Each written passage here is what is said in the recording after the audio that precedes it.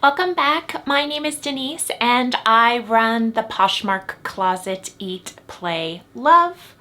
I have been a reseller for a couple of years now. It started out pretty casually and my business quickly started to become profitable, and I began to put more energy into it, like I think is the story of a lot of people.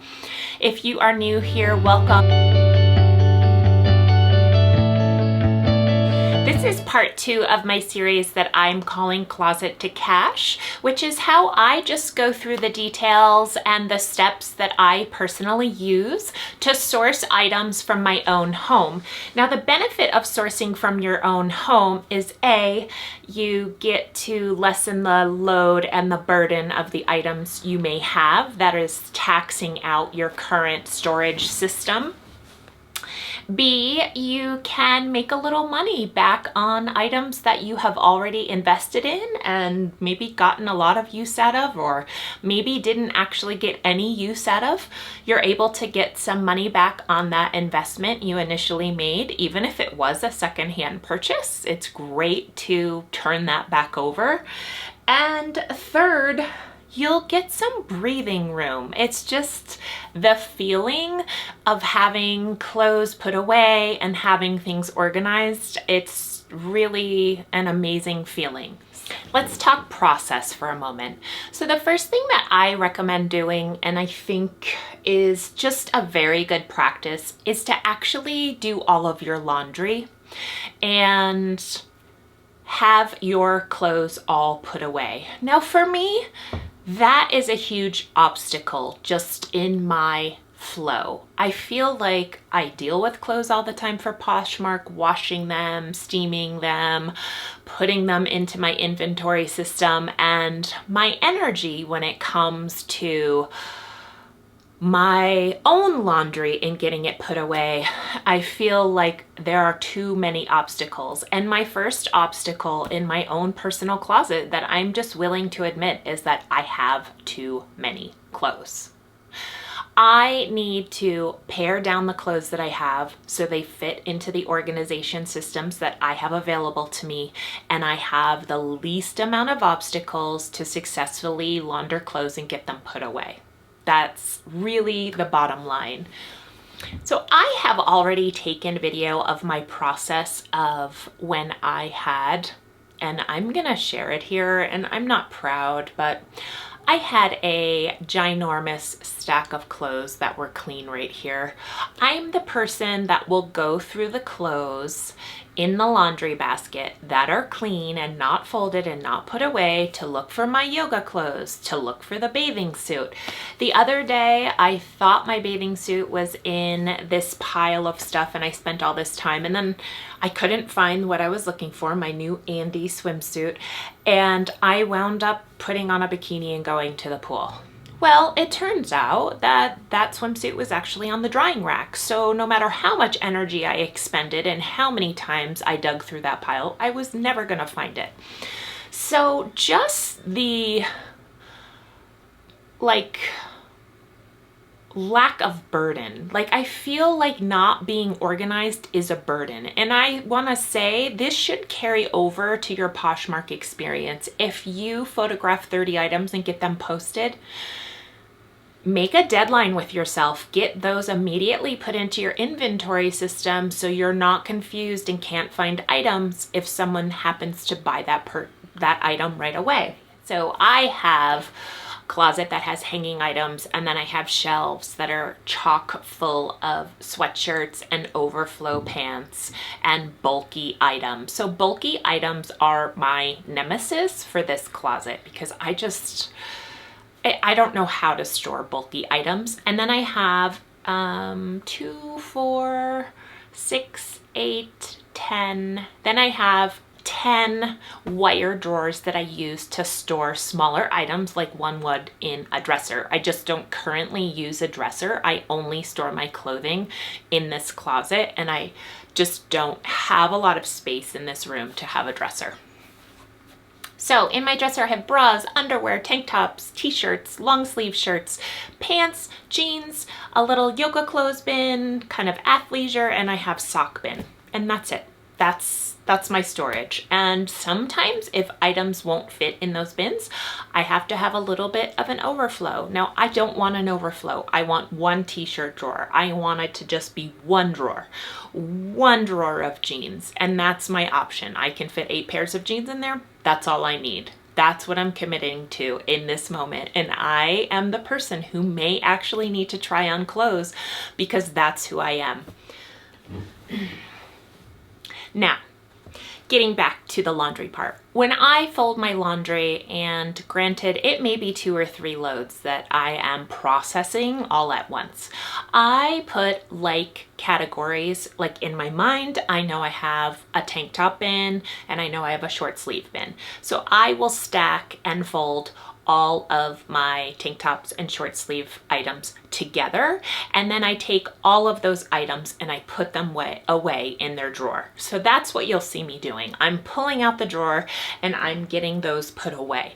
Now, there may not be a lot of space for these items, and those are the drawers that I know for a fact that I have to make some hard choices and make some smart choices and just decide, am I really using all these things? Now, here is the benefit of this process.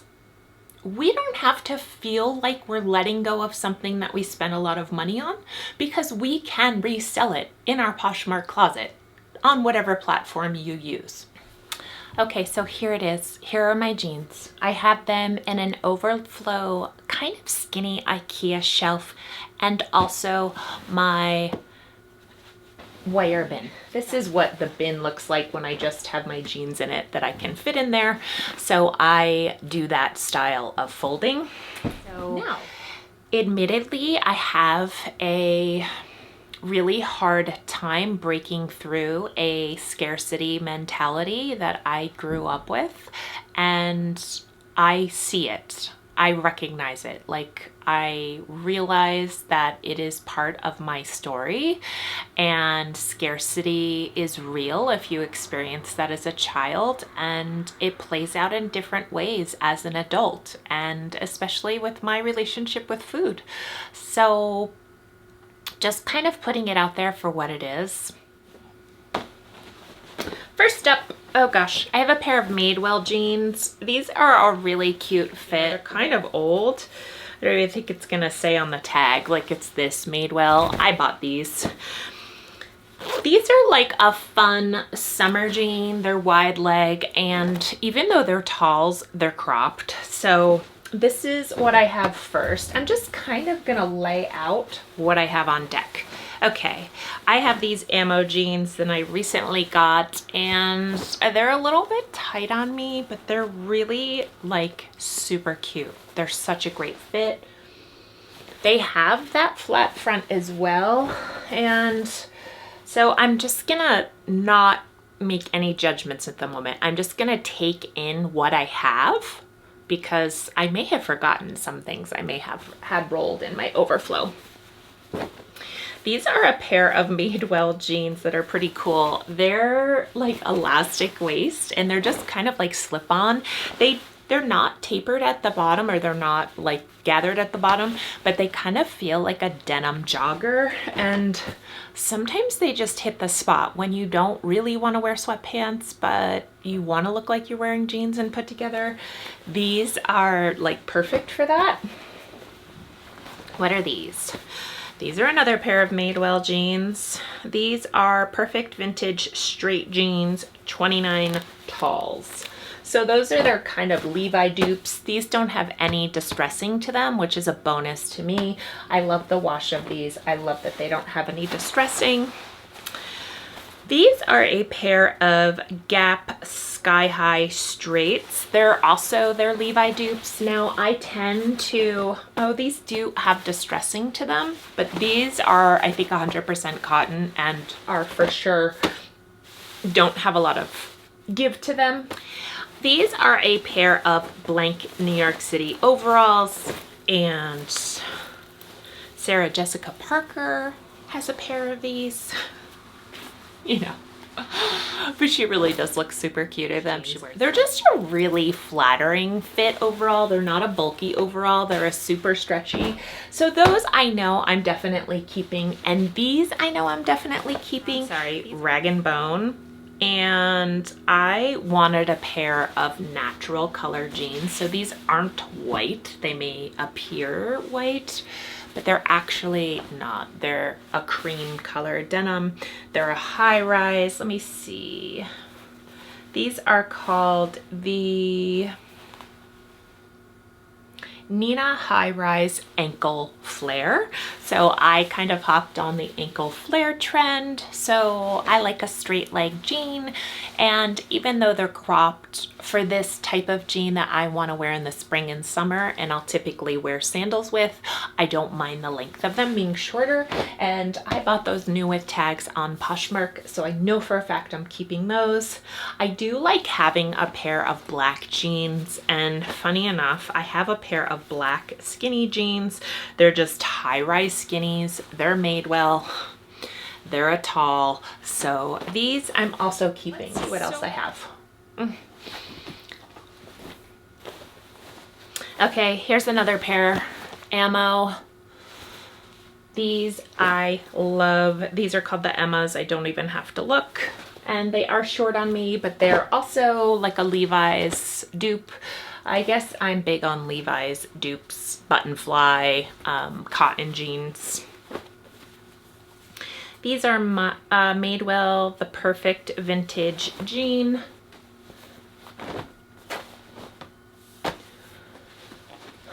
These are the real deal. Here's a pair of vintage Levi's. These are 560s and they are considered a loose fit and they have a tapered leg.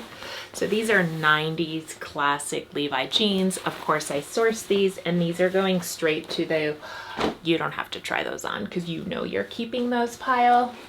I also have these, oh no, let me see. I know what these are. I have a story about those, so I'm gonna wait. These are a pair of Air. And I sell Air jeans so fast. They're called All Year Round. These are called the Chiller. And this is what the Air tag looks like. Source a pair on Poshmark because I was like, what is everyone into? Like, why does everyone love these jeans? I sell them so quickly. So I decided to buy myself a pair to see what they were all about. And I like them, what they look like. And my last story, and these are staying too, is these are my world's favorite jeans, and these are called I'm a Jean and Willie.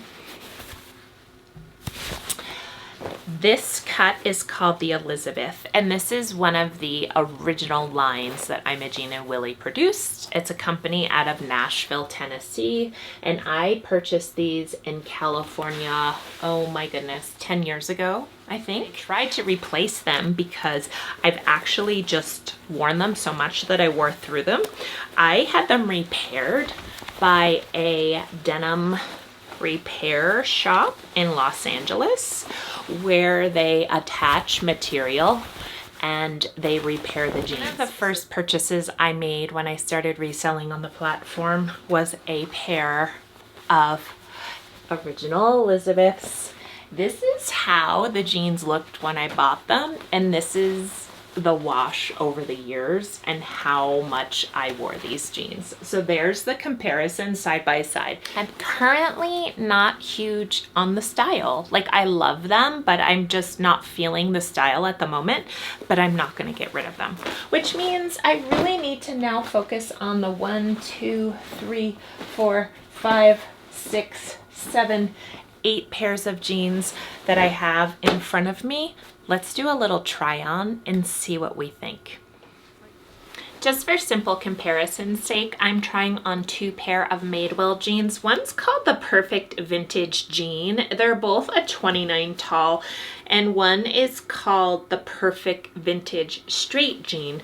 Now, in just a simple comparison, They're not buttons, so I'm not comparing waist, but I'm looking at the length of them, and I have them both cuffed, but it does look like the light blue one is a little bit longer, and who knows, maybe it'll turn out that I like both of these jeans.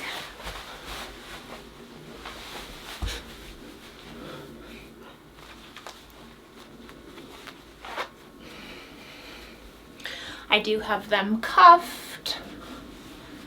Oh, you know, they are good in the waist. They're a cute wash. They go on easily. I didn't have to squeeze into them. Okay, I just feel like a little bit more of a high rise than the last ones. And I definitely am loving the length on these. How ironic that I complain about not having long enough jeans, but here I am having them both cuffed. This is a cute wash, and gosh, who can pass on a jean that just really fits good? Let's see.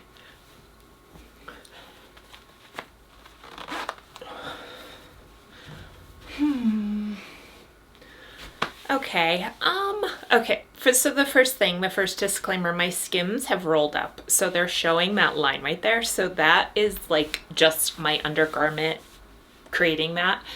These are a cropped length, you know, they're like a super fun summer jean. I don't hate them. I do feel a little wide in this area. I mean, generally I just am, that's my body type, but gosh, I don't know.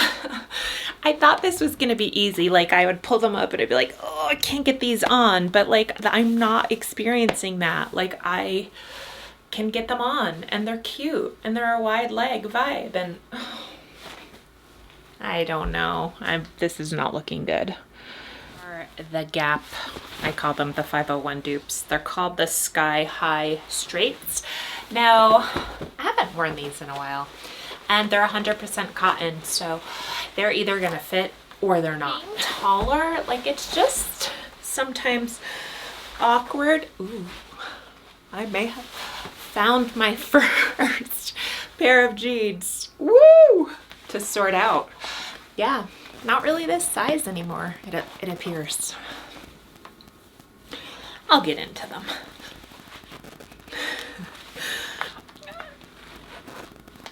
Oh yeah. Now, okay, so these were washed and haven't been worn. And even though that was a little bit of a juggle to get into them, I can tell they'll be fine like in an hour or so because they're the 100% cotton. And look at how long these are. Like these beat out the Madewell like incredibly. So not seeing a reason to get rid of these either. Just honestly super cute, high rise, little muffiny up here, but I usually wear flowy tops, so it doesn't quite matter. These are a pair of Air all year round chiller jeans and a nice little hip scooch to get into these jeans. But they have so much stretch compared to the 100% cotton jeans. They aren't a super high rise. So here they are with the Jenny Kane cotton cocoon cardigan. And yeah, like sometimes there's just a need for these really cute tapered leg kind of skinny jeans, and I'm here for them. I don't really wear jeans like this with just like a t-shirt, but sometimes if I'm doing this oversized fit on top, I want something a little bit more tapered on the bottom. And I just want to take a moment to be totally transparent here. The bandwidth that I had for this part of the process. Now, of course, I want this video to end with me taking pictures and photographing and posting jeans. I am still deeply in the grieving process from losing my mom, and sometimes it's just so real, like how much energy I have to accomplish something and still do all the other things I have to do with my family and to take care of myself and my home, and my dog needs ear medicine. And so I'm ending with the notion that don't put pressure on yourself that you're going to clear out your closet in an afternoon and you're going to get items posted and it's just going to be an amazing feeling. I think some people have that potential. I feel like I'm a little bit behind the curve and I'm a little behind in what I have, and I understand that I have many items that I need to go through, and starting with categories is the best thing for me. So it's all on my timeline and I don't feel the pressure from my business side of things. And that's really what I have to say, is be kind to yourself if you are going through this process, because things are potentially going to come up for you, which I mentioned earlier about those scarcity issues and stuff. And don't just expect to walk into this and it's easy. I don't want to cling on to everything, and I know that, and I really, really am going to get serious with this process, because I have admitted that I am overwhelmed by having too many items and not enough space to store them. So this will continue. And I appreciate everyone staying to this point, and I hope it doesn't feel like a disappointment that it wasn't like a huge high five in my ability to wrap up these tasks in the way that I envisioned that I would. I feel like it's more important for me to show my process and allow people to maybe get some insight and feel inspired to create their own process or use some parts of my process in your own way. That's all I have. Thank you for watching, and I will be back. And this Closet to Cash series is going to continue because my house has lots of things that I would love to resell. If you like this video, please give it a thumbs up. And if you're new here, I'd love for you to subscribe. I will be trying to post 2 to 3 videos a week. Thank you so much. Take care.